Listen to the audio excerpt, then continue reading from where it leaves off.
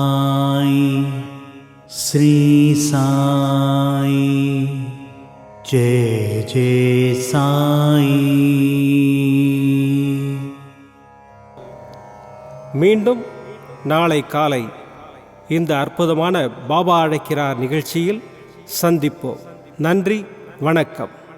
விதம் விதமான பக்தி நிகழ்ச்சிகளை உங்களுக்காக தந்து கொண்டிருக்கிறது உங்கள் கோபுரம் டிவி. உங்களுக்கு பிடித்த நிகழ்ச்சிகளை லைக் செய்யுங்கள், உங்களுக்கு பிடித்த மாணவர்களுக்கு ஷேர் செய்யுங்கள். மேலும் சப்ஸ்கிரைப் செய்வதோடு மட்டுமல்லாது அருகில் இருக்கும் பெல் பட்டனை கிளிக் செய்து கோபுரம் டிவி நிகழ்ச்சிகளை உடனுக்குடன் தெரிந்து கொள்ளுங்கள். மற்றும் ஒரு மகிழ்ச்சியான செய்தி, கோபுரம் டிவி ஆப்பை கூகுள் பிளே ஸ்டோரில் ஃப்ரீ டவுன்லோட் செய்து கோபுரம் டிவி நிகழ்ச்சிகளை தொடர்ந்து கண்டுகளியுங்கள், பாருங்கள், ரசியுங்கள், பரவசமடையுங்கள். gopuramtv.com பக்தி பக்திமயம்.